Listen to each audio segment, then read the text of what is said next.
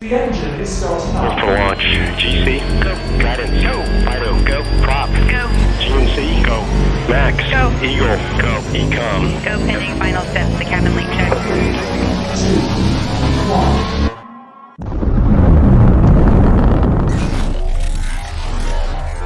Is there anyone here that would like to communicate with us? Can you give us a sign?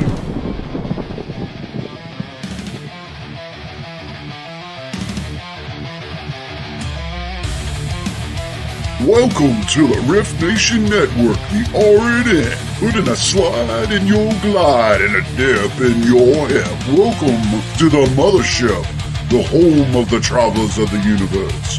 With shows throughout the week, you can find us at Instagram, Twitch, Facebook, YouTube, Spotify, and more.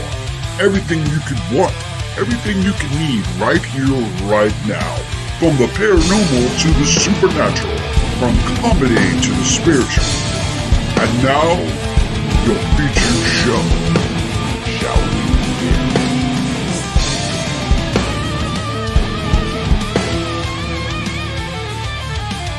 It's showtime, folks! Podcast may contain material that some listeners may find sensitive, offensive, or disturbing.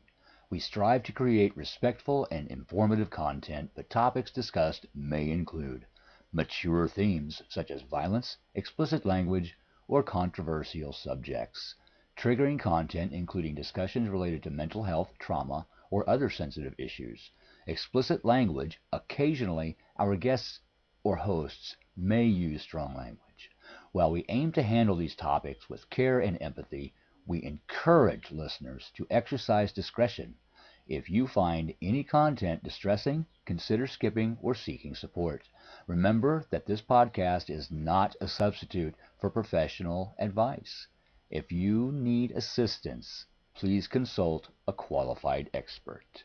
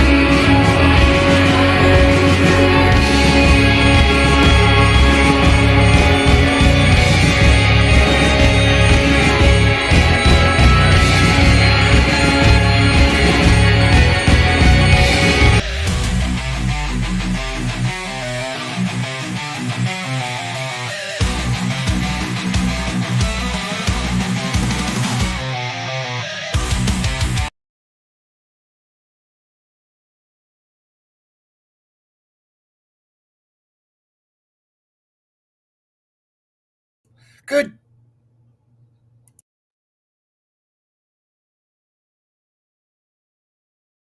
And I'll do my thing.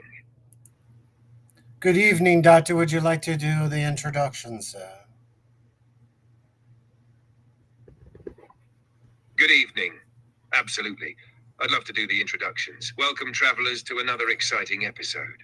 Joining us tonight are two fantastic hosts, Ed the Hitman Odell and Rhonda Harris. Get ready for an adventure filled with intriguing discussions as they bring you along for an exploration of the unknown. Stay tuned, and let's dive into another captivating journey right here on the Orion Effect. And good evening, travelers and those alike. Welcome to tonight's show. Woo-hoo-hoo. Woo-hoo-hoo. There's a little flibble flabble going on, a little flabble. I don't know. We came in there like, hello. Yeah, we were literally in your face. Hello. Yeah, it's one of those. Are we messing with you? Hey, wait. How There's you somebody else. doing? See, hey, do you see who I see? Hey, I know you, and I think I know you. Uh-huh. Oh, yeah. All right. Welcome, travelers and those alike. Oh, I'm a poetic stroke it and didn't even know it. What a night it's going to be. Yes. Hello to everybody. Even we have one or two new travelers joining us this evening, I see. Yes. Rhonda, if you would, I'll pass it on to you. Absolutely. Hello, Lois Clark and Heidi Gould from Boulder, Colorado. Love to see y'all in. Ryan Jones, Vet Girl 84, I don't have some. I don't have Deer a. Dog Jr., I Keith don't have a Osborne. bell. Yeah, I don't. I need to get a bell or something to recognize these new people. Maybe like a cow. Wait, no, that's already been used. Well, we'll come up with something. Yeah. Welcome in, everyone. That girl I am familiar with. She joins Ryan and I on Tuesday night. So Oh, well. good to see you jump on over and visit us on the Orion Effect. Yes, we are so happy you're here. Thank you for joining us.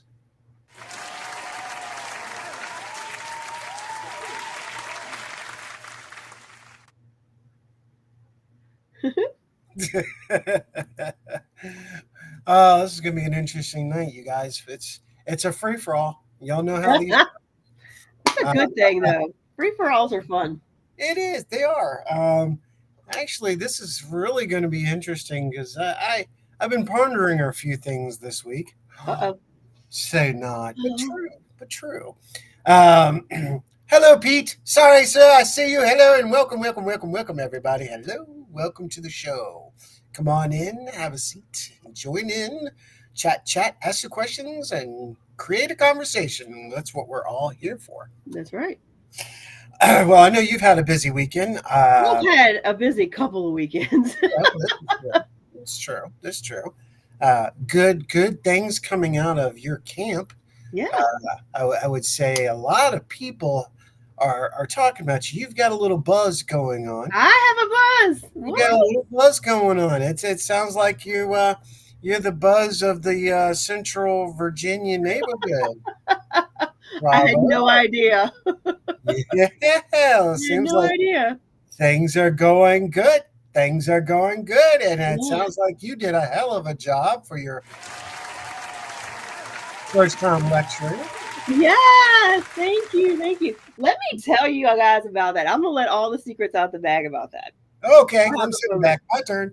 So that was my second presentation. The first one I did with Ryan. So this was my very first presentation at a con by myself. So, I had up front kind of said, hey, we're going to have audio visual, blah, blah, blah. Had that all. I had this beautiful PowerPoint to go with my presentation, and I was all stoked. Well, then I noticed Friday night they were setting up chairs in the rancher. And I was like, and I looked in there, I was like, oh, there's not a whole lot of audio video. I'll just bring my notes. I'm prepared to wing it. This is where it gets good. So Sunday, the presenters were really in the cabin, and there was audio visual. I just didn't bring my laptop or my jump drive, so I could have used that, but I knew I could go off my notes. Not a problem. I sit down, I begin my lecture, and I'm just following my process. I realized I brought the wrong notes. Oh, my. Oh, oops. So I literally had to take a deep breath and go, what was my order? What was my agenda? Like in my head, and like, okay, just flow with it.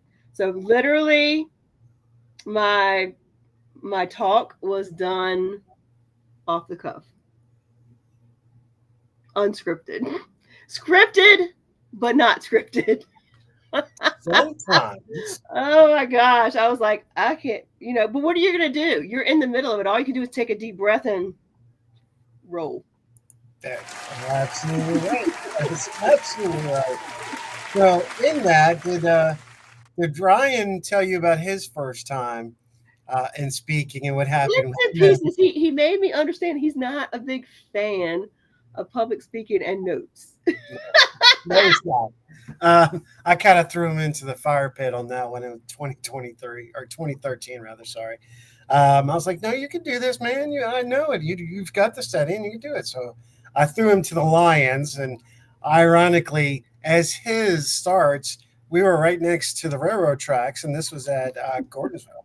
So this was at the Exchange Hotel. We were literally right next to the tracks. And as he starts, the locomotive goes by for like 20 minutes.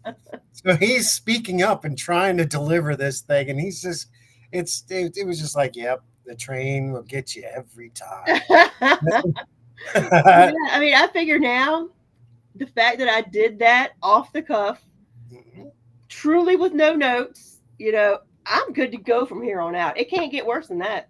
It doesn't get any worse than that. It doesn't get any worse than you only have your notes about pendulum and not the other 5 divination tools you're going to talk about. And, it worked though. It worked. So it proves your weight and your knowledge-ment. When you don't have the notes and everything's free flowing, it's like you're freaking out, and then you realize, look, I know my shit. What am I worried about? Right. Sean said he said, I didn't know what was going on. He said, I saw you look at your notes, and he said, I saw you kind of. Said, then I saw you breathe. He said, he said your nervousness disappeared as soon as you let the notes go. Yeah, that's what I heard. You were right, because I had no choice. Sometimes we have no choice. Sometimes I think you can over prepare yourself, right?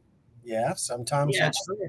Yeah. Sometimes you get too over prepared and everything becomes a big pile of misunderstanding because people are like, which way are you going? What are you talking about? Yeah. When I'm doing lectures, I have to define why am I constantly moving? Because I learned how to do lectures at the academy. So I move around, keeping the attention going, and then making sure that if I, just like here, as many of you have come to know that I can do a full circle. Sometimes it starts and ends with the subject, with a reason and a purpose. Do you know what's interesting? I don't know if you feel this way about public speaking, because I do a lot of presentations for work. A lot. I mean, now granted, most things are online now. And like right now, we're talking to a boatload of people over the internet, but I don't see their eyes staring at me. So I don't have to go like, are they getting it? Are they not getting it? I can just roll. It's an unconscious thought. Yeah. But I do find, even in my work job, if I'm doing a presentation for my own team, I get way more nervous than if I'm doing it for a whole bunch of executives I've never seen before. That's really interesting. I think it's because I think my friends know what I'm capable of. So if I don't deliver that, they're like, "Ooh, girl, what's wrong with you?" It kind of gets you a stage. Although I shouldn't look at it that way. It should be like, no, they're my biggest fans. They're my supporters. They're going to help me get through this if I get stuck. But at the same time, they make me nervous. This is true. I see that. Speaking of that, she's looking right at you. She's looking right at you. Hey, what's up, Bev? Bev is in the house. Hi, Kevin. Hello. So, and Michelle, we saw you slide in there. Yes, Michelle, we did. Yes, we saw you. We saw you pop in there. So yeah, I found that very humorous. Now I can look back and laugh at it and go, well, if I can do that, I'm golden. I think sometimes it's stage fright. It is. There's 2 different ways. It is. Some people are comfortable behind the camera, where there's certain people that will get psychologically messed up because they see the little red dot. Little red dot goes on. They're like, and they freeze. Yeah. While other people will be standing in front of a group of people, like you said, that judgment, that stage fright takes over, and you're just like, And I think it's hard to realize that they are probably like, dag, I wouldn't want to be in her shoes doing it. They're not really judging you. Exactly. They're really not. And even if they're judging you, the one thing that got me through doing lectures before I stopped doing a circle was, I was like, who gives a shit? Who? They're learning what I know. Right. I'm just giving my opinion or my insight or delivering, the news, events, whatever I might know. If they don't like it, okay. And it's not like I've drawn here, okay. There's a difference too. There is a difference. My lectures are different than everybody else's. Okay, and I'm going to explain this real quick. My lectures are based on theory, history, and understanding of the paranormal and supernatural. To a lot of people, that's boring shit. They don't want to hear it. It's like, and that's what blows my mind. I'm like, Why don't you want to know the history? Why don't you want to hear about the theories? Well, see, that's all boring to people. Yeah. So my lectures didn't get a lot of people sitting in except for the investigators and the researchers. The general public, like, we want to hear about what everybody has. Now, on your behalf, you're doing a supernatural per se, and that's kind of a thing going on right now. But what's interesting, I think why people liked my presentation is because I am spiritual, but you know me. I'm very scientific too. Like I want to prove what I'm getting. So I think what I did that people weren't expecting is I would talk about divination tools and different things, but I'm telling you the skeptic's point of view and the believer's point of view. You have and to. how to. I think one of the big themes in mine is if you're using divination tools and you're wondering if what you're getting is legit, figure out how to take the human factor out. Yeah, I agree. I agree completely. And it's also about trusting and believing the people who are using those tools, yet it be on a team or at an event. You know, it's, I've said this many times before, and there's two phrases that I am going to say right now. First, I don't need to believe you to believe in you. Correct. This is one of my biggest phrases, and I do say this. Yes, you do. Okay. I'm straight and honest about it. Two is good people do bad things and bad people do good things. So we actually, there's a catch 22 in a lot of this. We have to bring that to an understanding. So when you're delivering your lectures in this, you're delivering what you know. And you're allowing that communication between you and the public that's not here in chat. And you do something in your presentations that I actually took into mine. And I'm going to tell you, I stole from you a little bit. But Okay. I didn't go in this acting like I was, like I didn't present it as if I'm an expert on this. This is all just my opinion. This is just all my thoughts. This is just all food for thought for you. You know, you take what I give you, take it with you, see how it unfolds and resonates. Exactly. And you do that very well. You're very well at saying, this is all just my opinion. I am not an expert. You know, that's all I can give you. I like to apply that into when we do lectures and stuff like that, because it allows people to know, okay, this dude is coming from, you know, the same level. He's not putting himself above and he's not dropping himself low. He's on the same level. Same thing I say about our travelers. You know, we're all travelers. We're all doing this together. Some people just have got a knowledge of certain areas that are more than others.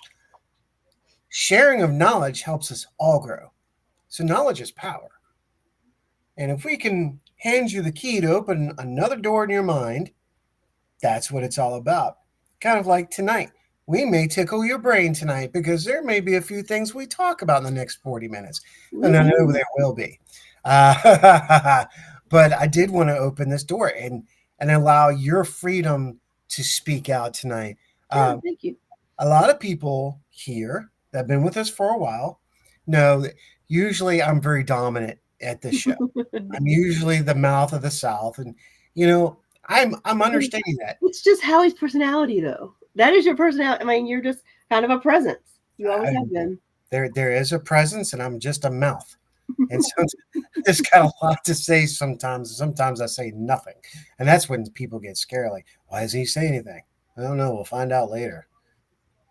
Hold on to your jack straps. It's going to get nasty. But, you know, laughter encourages knowledge. Did you know that? Yes. The more humor you apply, the more attention you're gathering from the people, say in chat, the people that are watching you, yet in a lecture or even through Skype. If you can apply your general personality and make it real, allow people to see the real you, not a fake version. Don't put yourself out there, something you're not. Don't apply yourself as not. You apply yourself as the simple element of the universe. You step in and then put some humor to it, make people laugh. When you make them laugh, you're grabbing their attention and they're going, oh, I can deal with you for another 3 minutes and 62 seconds.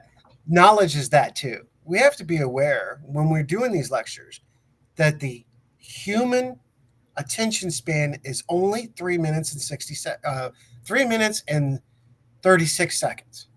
That's it. And then we start to wander or we get bored. It is up to the lecturer, you like that, the lecturer, to continue to keep your attention. Yeah. So, Rhonda, this is what I would offer to you. Yes.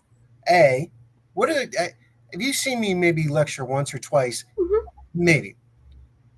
But in my lectures, there's two elements that I do carry. One is the cane, Mhm. my cane, and two is the movement. The cane I will use to grab somebody's attention or wake the crowd up. Tap, or tap, tap, or tap, tap, tap. Or I'll turn it around and tap the floor or do something unique with the cane that keeps the attention. Two, you never stand in the same spot for too long. Why? Again, attention span. The general public's attention span is short.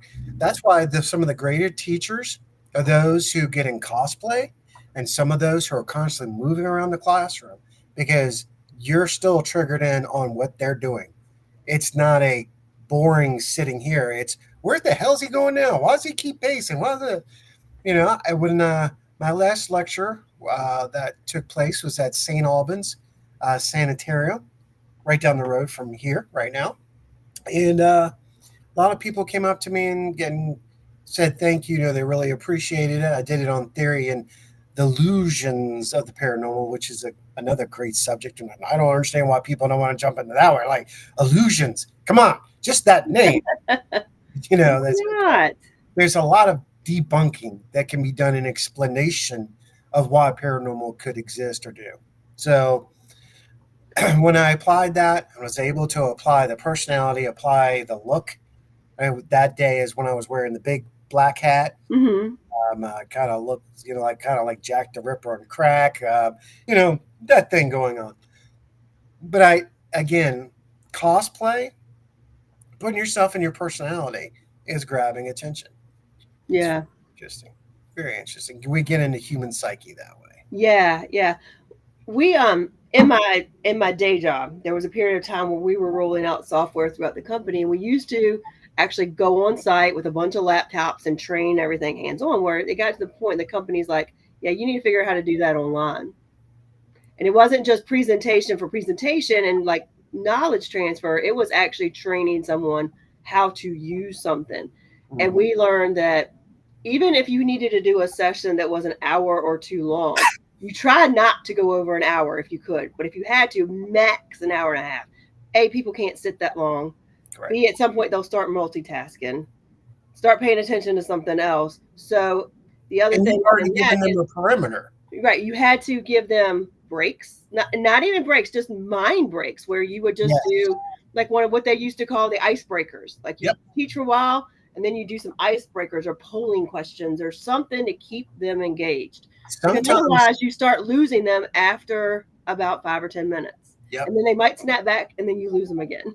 So sometimes you have to treat your audience like students. Yes. So when you're doing that, like me, one of the things that I do is I keep candy in my pocket. If somebody gets that question right, I'm tossing them, hey, or a little trinket, just something for them to go, hey, man, I want something that's kind of cool. We've had people, hosts and hostesses that do that before. Mm-hmm. And it's a good thing. It's that giveaway. People get in chart. But you're also keeping that flow going. And they're like, oh, wow. And you develop certain questions. And, there's one question that I'm always going to that there's very few groups that have actually really gotten it before. And when they get it, I get so tickled.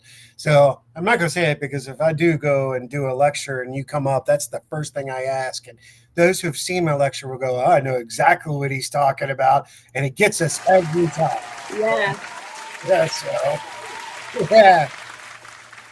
So what an interesting and time to have where we are right now, what we're doing. And you all know we're getting ready to go into our summer format, which we have some new guests that'll be joining us along with some old guests in some series. Michelle Wilfong will be joining us very soon. We'll be returning to the haunted apartment, turned into our haunted apartment case series.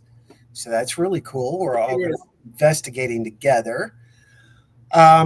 while we actually look into some more things as well, we're going to be diving a little bit more into the paranormal in those who are in the medical field or first response. Nice. We're going to be looking at that.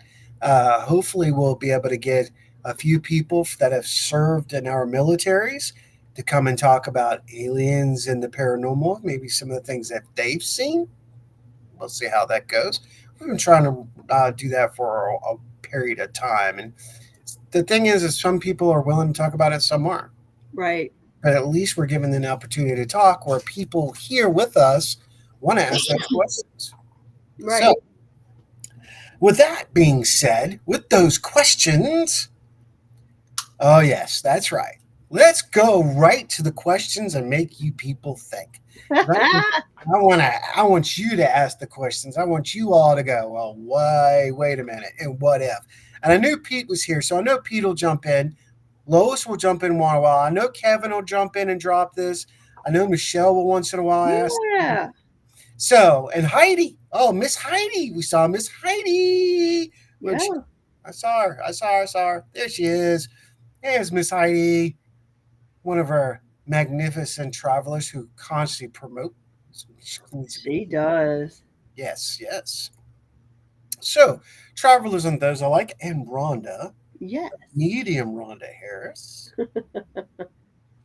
So, two things I've been pondering. First, I'm going to go to this very interesting point that this is one I've been thinking about for a while. And I want everybody to listen to this one. If you're going away, you might want to bring your ass back because this is going to be a good question. And you may want to be going and sharing out and saying, hey, you need to jump on this because he's about to ask something really wacky. It may be wacky, it may not, but it is definitely something to get you thinking. So I'm not going to talk about the first subject yet. I want to talk about ghosts. Okay. Just the word ghost. And I have some questions. So I want to see if the travelers out there, and those alike, and you, Rhonda, can maybe give me some explanation. If not, then I'm going to give you my scientific explanation at this point. Because now I'm going, is there really anything to this shit? Did I say, oh, did I say that? Oh my goodness, I did say it. I did. Well, thank you very much. So here's the point. We see and we hear about people seeing ghosts all the time. Mm-hmm. Okay? Some of us have legitimately seen them. Some of them we think we've seen something. But let me ask this. Here's three things. First, why is it we never see a ghost of any other form than Caucasian? That's one. Two, why are these ghosts always in the same representation? That's two. What do you mean by representation? Representation of time period. Okay. So of the time period, of a certain time period. Okay. Right. Well, we're going to go with that. Okay. Absolutely. So in other words, why do we never see anything that's modernized, that we are assumptions? Ooh, yes, that's right. Here it comes. She knew it was coming. So, in third, how come we never see a ghost naked? Why do we never see a hooty-doo, woody-doo, and a ghostly pooty-boo? Why do we never see the naked butt of a ghost? It's something interesting to me. I'm wondering, and I want to know the truth. I want to know why. Why does the spirit world have boundaries? Are they not allowed to do certain things? Or is it because of scientific fact that may be proven and we just don't want to accept it? Go ahead, or is it just that we haven't seen it? Who's to say that nobody has seen it? Right? Maybe I don't know. You know, how many? Well, we know there's people out there that want to have sex with ghosts. I mean, that's a legit. Heck, they want to marry them. They want to marry them. They want to feel them up. I don't know. Hey, feel me up a spirit ghost. What's that like? I've been ectoplasmed. These are interesting points of view.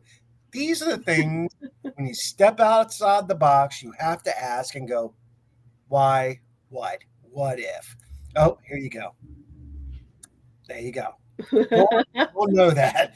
This is true. Well, and for sure, we've seen people get reactions by asking if they want to be flashed or something and flashing them.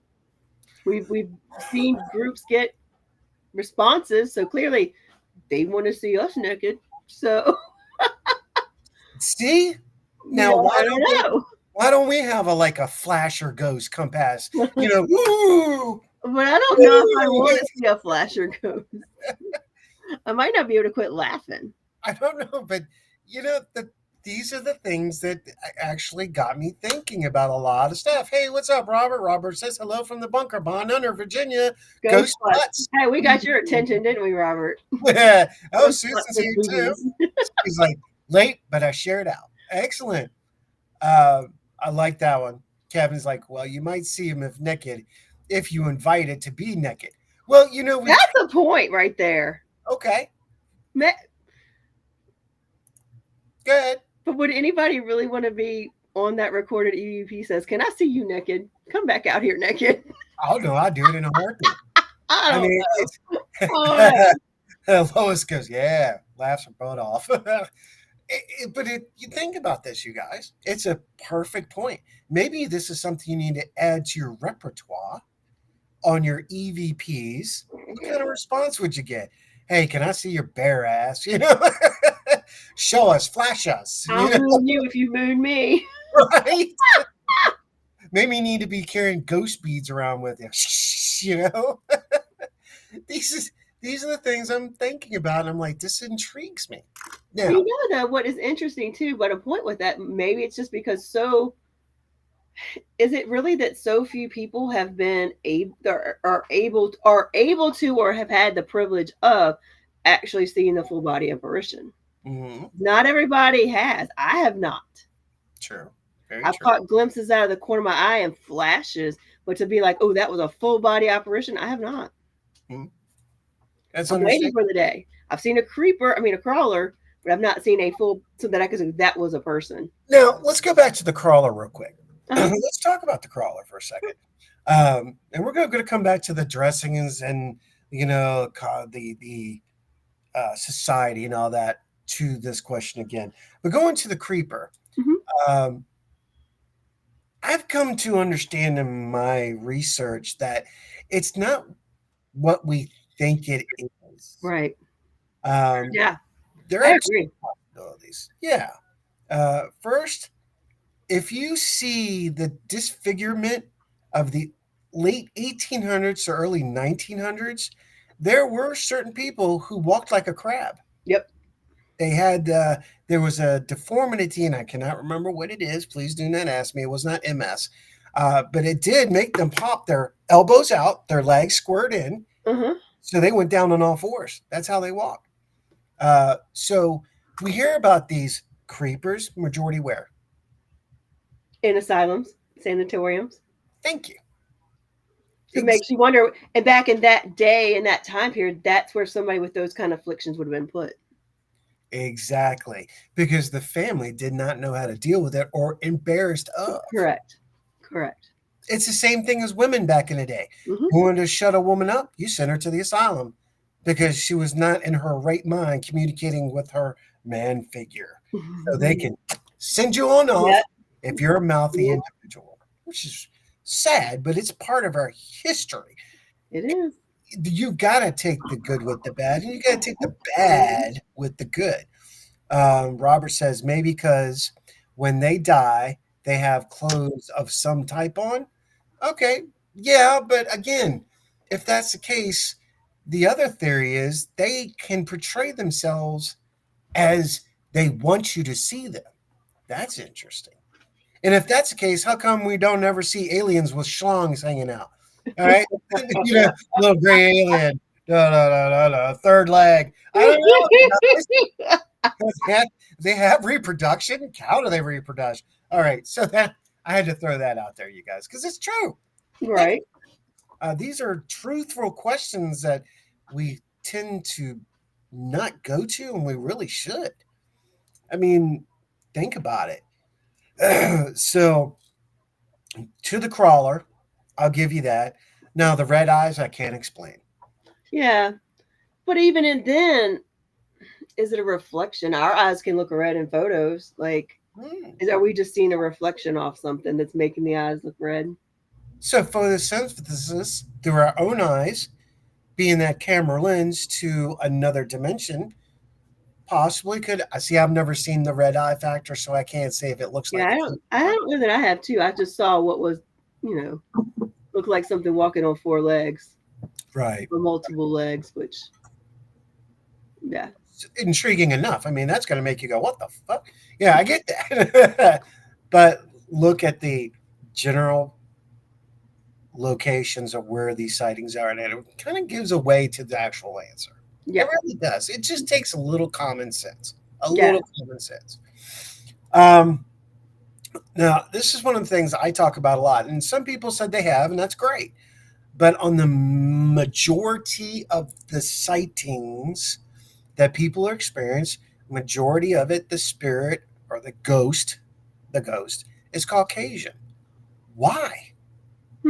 Why? Now we hear that there's interaction with said indigent servants at Stratford Hall and other plantation locations, but we never really see any other spirit other than Caucasian, except for documented one place. Do you know where that's at? Where?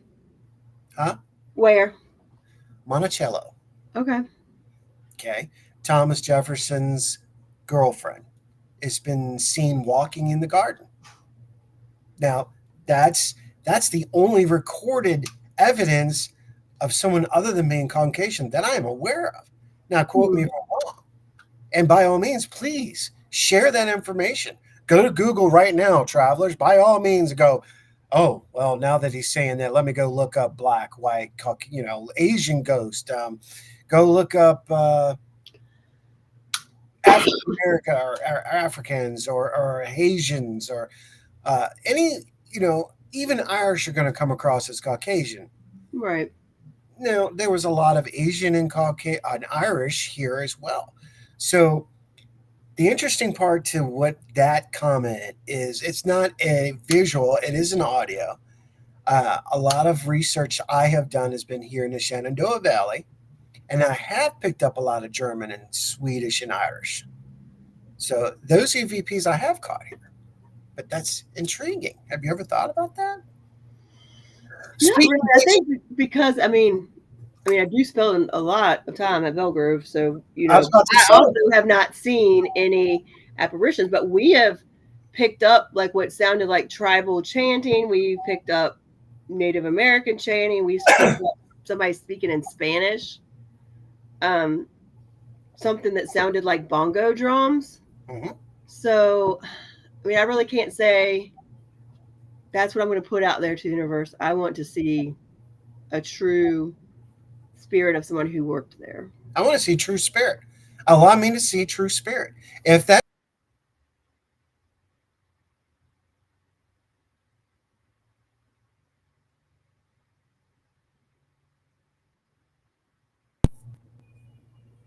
Can you hear me? I was like, I couldn't figure out if I froze or if you froze. No, I froze for some reason. I did show back if we open and apply that and open it to the field, I think we're going to have a little bit more responses. We got to open that door. See, someone made a good point at the beginning of the year, and I want to say I do believe it was either Michelle or Heidi, where they were talking. We need to ask permission to communicate with them. We fail to do that, and that's a good point. What if we ask more permission on things or let our intent or agenda apply when we're in the field and get away from the baseline of everything? Baseline is what we all go to, and it needs to change up. And it's really something if you start doing it every time. Like I'd rarely go into even somewhere that I investigate all the time, like Belgrove, and don't start with, hello, I'm here. I have a new group of friends. We're all going to introduce ourselves. We'd like to speak with you. You know what I mean? So if you get in the habit of it, it becomes just like second nature. You just do it. Yeah. Yeah. And again, you get stuck in that role, and you put yourself in the box. and wait, what is it? It's hard to get out of the box because you got walls. And you start opening up and going over the walls, different things start to happen. Yeah. And now I'm gonna give a little props to John Sullivan. I know everybody take a deep breath and go, "Oh my God." However, I like the one thing that he is good and I appreciate was he tries different things. It's not always the same thing. It's always something different. Giving him props for that because a lot of people need to understand that you've got to change up. You've got to change up. You can't be the Yeah. same. He is somebody that of course, I get the pleasure of working with him pretty much on every investigation, but there is nothing that comes out of my mouth. I'm like, can we try? That he's not absolutely, let's try it. Absolutely, let's do it. Absolutely. Can I try? Yeah. He Can said, well, I? what's the worst that could happen, Exactly. Exactly. Kev says, I have seen a few native spirits, but I live close to a native reserve, so maybe it's in the area. Well, absolutely. That's kind of what I was going to talk about. Now here, Robert's got another valid point. The Greys could be using spacesuits and helmets. True. Now, if we have the time, we may push the buttons on Project Mirage, which will lead us to Project Stargate, which will lead us to Project Bluebeam, which will lead us to Project MK Ultra.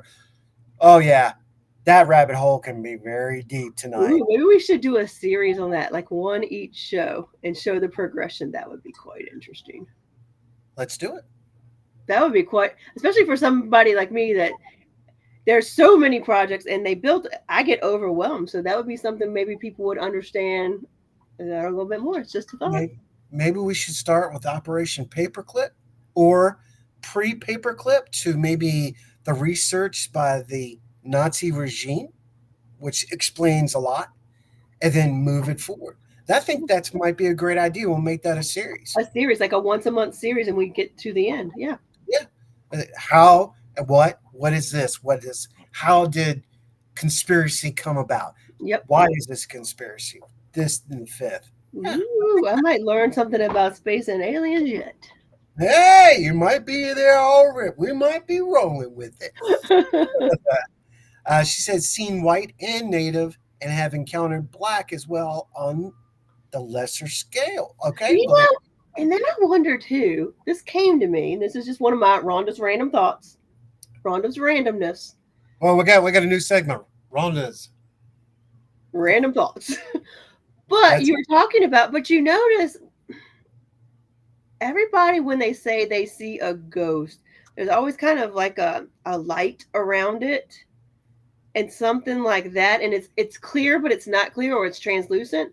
Maybe we're seeing African spirits and don't realize they're African. Maybe we're thinking they're native, or maybe we're not accurately reflecting their skin tone. Okay, I'll go with that. I mean, maybe, I don't know. It's just, well, you know what? Hold on. I'm going to support you on that. When Sarah and I went to Chatham Hall in Fredericksburg, we were there. For those who don't know, Sarah is mixed.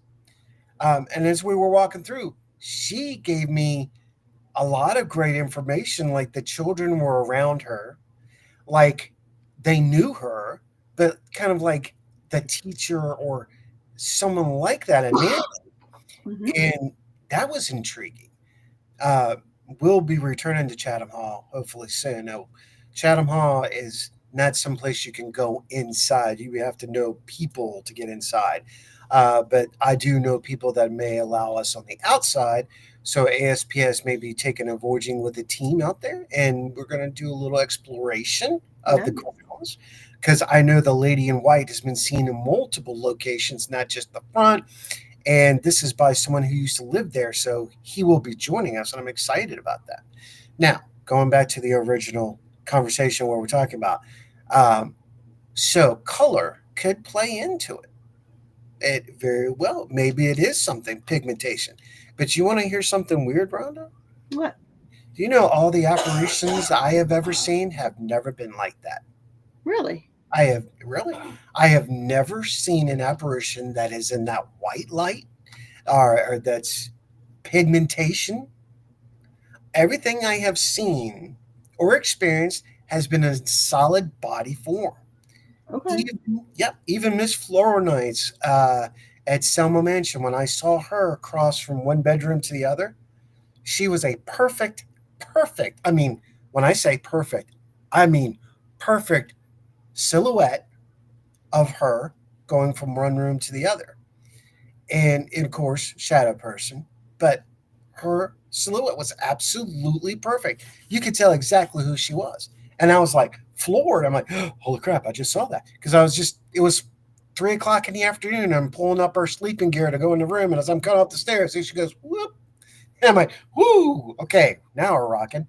Um, other things like pigs or animals I've seen in shadow form, but I have not, to this point that I recall, seen a glimmering spirit. Okay. Interesting. I mean, and I believe that many people don't. That's why I believe we walk past them every day and people don't know. I agree. I think son, that's what happens in Gettysburg a lot. And I think it happens in a lot more places than Gettysburg. I think it happens in Savannah. I think it happens in St. Augustine. I think it happens in many of these towns and villages that people just they lose their conscious thought. So who's around them? Now, if you're in a village, a smaller village, and a spirit walks past you or goes, usually you're gonna know because you know everybody in that village. I'm like, who the hell was that? Right. Who was that? It's intriguing. So And many of us have had an experience where we talked to somebody, like we literally had a conversation with somebody, but this conversation just didn't feel real after yes, you thought back on it. Like I remember not long after both of my parents had passed, I'd gone to the cemetery and I was standing there. And this is a cemetery. This is a big cemetery over by Richmond Raceway. There's usually not a lot of people in there ever. And I was was it the there one and I that's was pretty on upset. Street? Yeah, I was Yeah, my pretty. own buried there. Yeah, at Forest Lawn. That's where they Yeah. are. And so I was there, and there's a big tree, like a willow tree, and where my parents are, it's very and up there. It's very shaded, and there's deer you usually see. It's kind of in an area where there's really not a lot of people comes there. Right. I was But pretty I'm upset today because I was working through some stuff on my own, and um, this lady approached me, this older lady, which I had not seen her there. I kind of glanced around. There was no cars. And she said, you know, what's going, you know, are you okay? And I said, yeah. And she handed me something. She said, do you need a tissue? And I said, no, I'm good. And then she said, I'm sure they were very proud of you. And she talked to me for 30 seconds, 40 seconds. And she kind of turned like she was going to walk on. And I had this conversation with this woman. And when I turned around, she was gone. And she was like hunched over, so she couldn't move fast. She was gone, and there were still no cars anywhere around me. And I'm talking, this was like a weekday at like 4 o'clock. Mm-hmm. It was weird. It was very strange. And I often go, I'm like, I think I talked to a spirit that day. I don't think it was a lady actually there. And you think how many times has that happened? I Right. think it's happened a lot more than you think it has. Yeah. A similar thing happened to me when I was working at Lowe's on Broad Street. And this happened in Lowe's. I was in lawn and garden. I was helping this gentleman, and he was all of maybe 5'1", 5'2".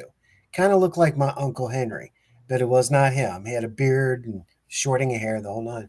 Well, he's talking to me like he's known me forever, and I'm like, who is this guy? You know. And then he goes, I'm sure your parents are slightly disappointed since you put all that money to go in school and you didn't complete school, blah blah blah. But you have time to make yourself better. Da da da. I'm like, who the hell are you? Who are you to talk to me like that? You know, I'm like, who you are. So that was that moment. He walked away, and I was being polite, and then I stopped, and my brain went, "Hello." Wait a minute. Hold up. And I turned around, and he was gone. I went out the front door. There was no sight of this dude. I could have gone to Mark in the security room and said, "Hey, can you go back to just a little bit? I need to see something." Could have, but I was like, You "No, should have, because you're like, I'm probably sitting there talking to myself. exactly." I just went with the flow. But I mean, that time I was into the paranormal research, but not like I am now. So I'm Right, like, that's right. intriguing. So how many moments have we had that? Look at the times that Ryan has seen me and I have seen Ryan Yeah. clear as day. I can't say it's a doppelganger. I it was something, and it was not me, and it was not him. Right. And it was two Right. different locations, two different places. How can you explain that? It's very intriguing. Very, Yeah. very intriguing. Yeah. Kev says that too have seen them in Otterville and at the mall, as well as the spot in the groups near the river, but solo at the mall. There you go. Thank you, Kev. I mean, you just answered that one exactly what we're talking about. I can, Rabbit hole, yay. hey, we can go down that Welcome. rabbit hole. Trust We go down those all the time. Kev says, of course, there was this one time a native woman was standing near a barge wall, all in beige shawl, and I walked by her a bunch of times, seeing her in my peripheral corner of the eye until I turned and looked. And her at her and apologized. Oh my God, I thought you were a ghost. And she laughed. That's a good one. That's a good one. There's Michelle. Michelle's in the house. Hello, Miss Wilfong. How are you? Good to see you. We will be returning to Wilfong apartment very soon. Uh, there she goes. Oh, Jen's here. Hello, Jennifer. Thank you for joining us. She is a part of the UPRN. So Okay. hello, hello. Just everybody saying hello now. Hello, hello. Love that, Rhonda. Love that, Rhonda. See, there it is.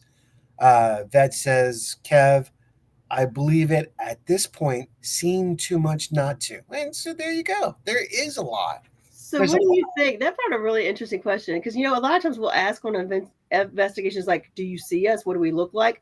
Do you feel like ghosts and spirits are more aware of us than we think they are? Like they would think it's funny to try to talk to us, and they know that we don't realize what they are. What do you think there would about have that? been time I would have tried to answer that. Now I'm just going to say, I don't fucking know. See, that's the Yeah, like I, it's just very funny. it's speculation. I think I got my first real true taste of understanding that they do recognize us. Whether they recognize what we look like, whether it's our voice, whether it's whatever. We were at an event at Belgrove last night and we had there were large groups because it was a pretty big event. And the group I was with, they really did. They set out kind of minimal equipment just because each group was doing different kinds of things. Yeah. And this is one point I did get to investigate with Steve Gonzalez. And he was in there and people were asking questions, and this one device was not doing anything. Literally nothing until I would speak. And when I would speak, it would come on. He said, I find that fascinating. I said, but wouldn't it make sense? I'm here all the time. And you know why we find it fascinating? Huh? Because they're acknowledging your existence, that you're constantly there.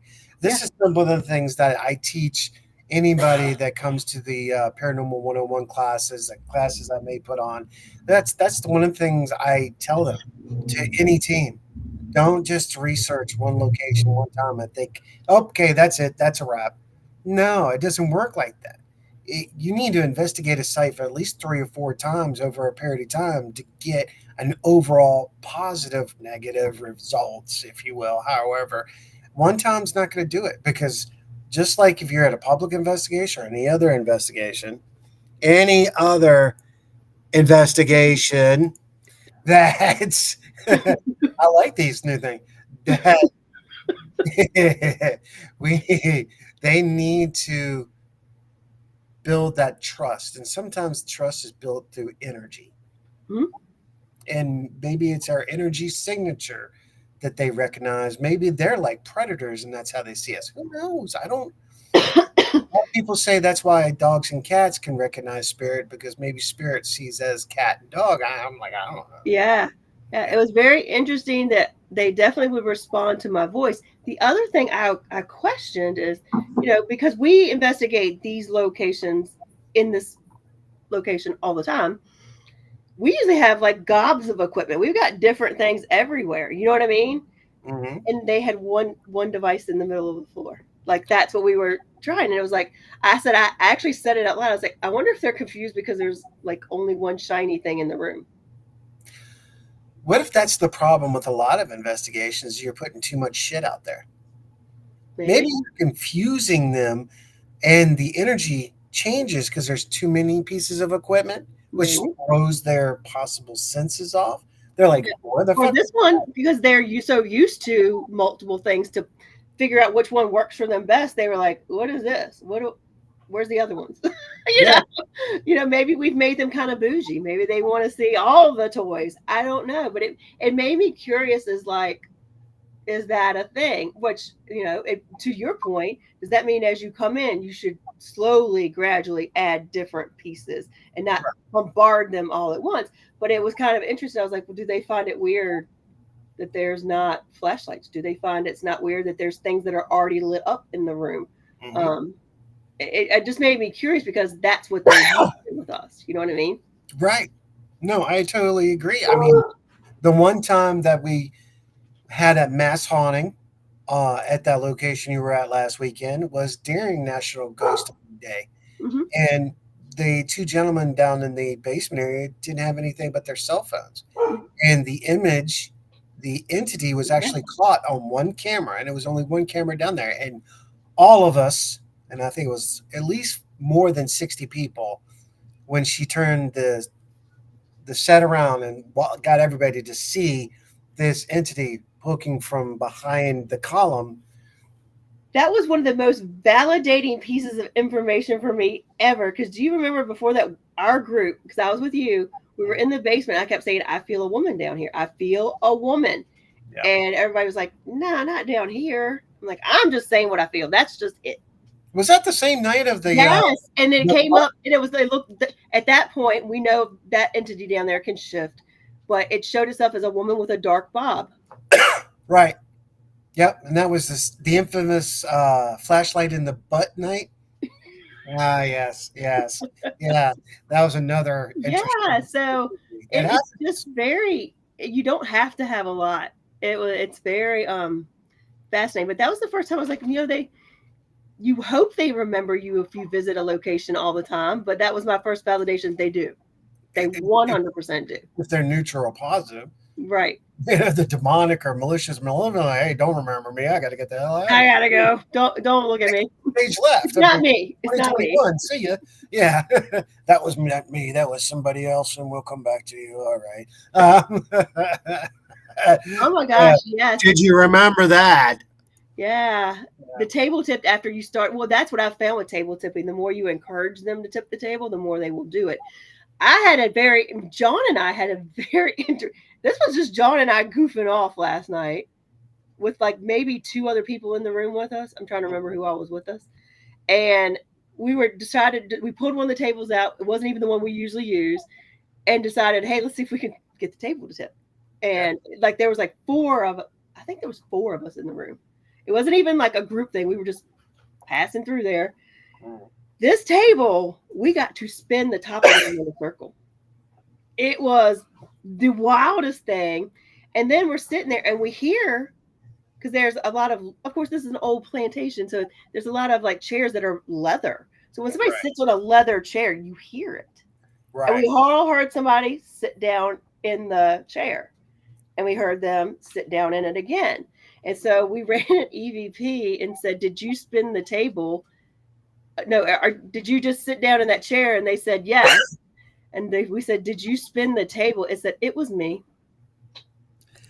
I was like, oh my gosh. And of course, 4 people in the room, like there might have been 3 of us at that point. But again, we go back to the first time we ever aired from that location, and the owner saw the 2 ladies looking from the corner looking at us. Yep.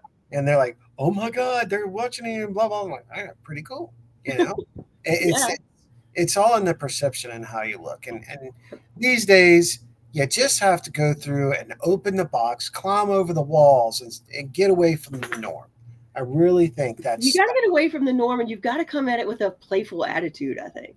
You really Not everybody's serious, and you do want something to happen, and you do want to make sure you're documenting things correctly, but you still got to come at it with that. Not be so serious. Like, right. do you like to talk to somebody who's stodgy and boring and me? It goes back to the whole beginning of this whole conversation about lectures and getting attention and grabbing attention. Yeah, It's right there, right again. you got to make them want to talk to you. Yep. We're going to end this with the thought that I want to give to everybody. And I want you to think about this too, because now we're going back full circle yet again. We always do. We always make it back around so that our rabbit holes ended up with what we started. Yeah, we're kind of like tunnel rats. We're not rabbit Tunnel holes, rats. Yes. We're paranormal tunnel rats. Well, on that one, I'm going to say it like this. I want you all to think about something. And I seriously want you to think about it. I don't want you to sit there and go, "Oh, that was a great point." I want you to go and think about this. What are the things that we do or could be doing that are harming the spiritual world? Mm-hmm. What could equipment be harming them? Could our attitude be harming them? Could we be the cause and effect? Could we be creating? Can we, since we can create, it's proven, Correct. since we can create with mind, can we destroy or hurt with mind? So, travelers and those like, think about that. Think about that till next Sunday. It's something to think about, and now you have some homework. Think Look, about that and we go didn't, even outside. we didn't even get the doctor's opinions on our theories. That's funny. I think we will. We may even go to that next Sunday and have him join. Oh, he just popped up too. What? Hello, were you talking to me? That's right. And good thing I got him on mute. So on that, we're going to continue this discussion next Sunday, and we'll actually get the doctor involved, and we'll do some more of this rabbit hole. Plus, we're probably going to talk a little bit about 0 point energy, how quantum actually fits into this, and maybe we're going to get that whole alien aspect pulled into it now. So, Yeah. travelers, Yeah. like, we're here and we're doing this right, and I want you all to continue to grow and help somebody. Pay it forward this week, day after day, and help somebody, help another traveler out, help yourself out. Sometimes that's what you need to do, is help somebody else out. And as always, may virtue be yours. Have a great week, everyone. We will see you soon on the other side.